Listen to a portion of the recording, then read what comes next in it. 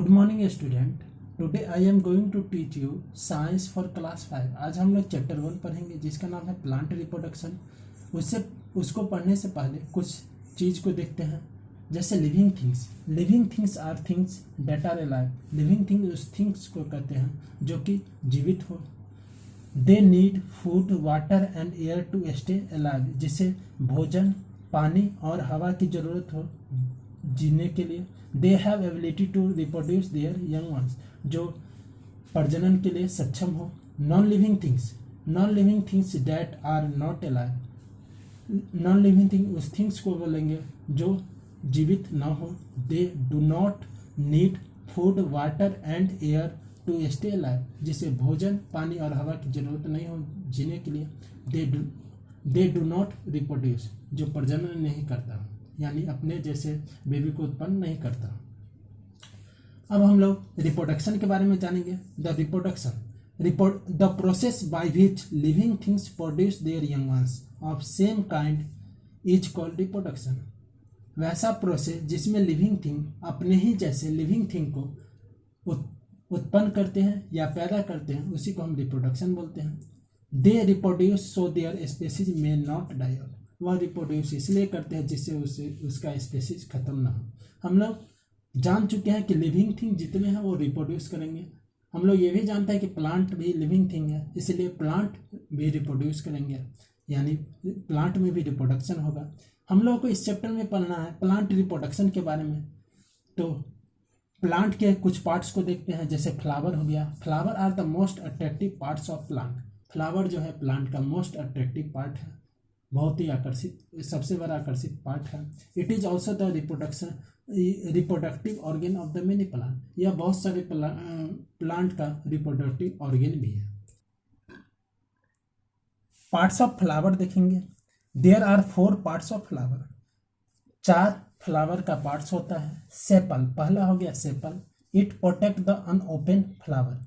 यह unopen flower को protect करता है, यानी जिसमें कली निकला है उसको यह प्रोटेक्ट करता है। जो पूरी तरह से खिला नहीं है उस फूल को, उस फ्लावर को प्रोटेक्ट करता है। Petal, the petal are the modified leaves that cover the male and female parts of flower. Petal जो मॉडिफाइड लीव है, जो मेल और फीमेल पार्ट्स को कवर करता है, ढकता है। Stamen, the male parts of the flower. यह मेल पार्ट है, फ्लावर का मेल पार्ट है। It consist of an anther, इसमें एंथर होता है। Pistil, which is the female part of flower. यह फीमेल पार्ट है, फ्लावर का फीमेल पार्ट है। अब पॉलिनेशन के बारे में देखेंगे। Pollination is the process by which pollen grain from N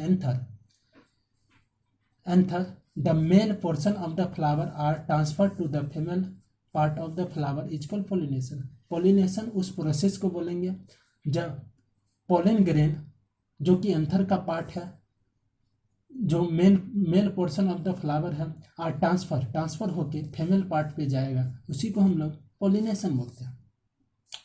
अब हम स्ट्रक्चर ऑफ सीड के बारे में पढ़ेंगे। On the outside is dot where the seeds was attached. इसके आउटसाइड में डॉट होता है जहां यह फ्रूट के साथ अटैच्ड होता है। The seeds coat is plated of 2 fleshy seed live inside. Seed coat के अंदर 2 फ्लैशी सीड होता है। फ्लैशी सीड लीव्स होता है इसके अंदर। This seed also known as the cotyledon. इस सीड को हम लोग कोटिलेडन में बोलते हैं। Provide food for the baby plant. यह बेबी प्लांट के लिए भोजन का प्रबंध करता है। To grow this seed also known as the cotyledon provide food for the baby plant. इस सीड को हम कोटिलेडन भी बोलते हैं, जो बेबी प्लांट के लिए भोजन का प्रबंध करता है। Some seeds like the rice maize just 1 cotyledon. Rice maize जैसे सीड हो गया जिसमें एक ही कोटिलेडन होता है। सामान्यतः 2 कोटिलेडन होता है, लेकिन राइस और मेज में एक ही कोटिलेडन होता है। अब हम सीड डिस्पर्सल को पढ़ेंगे।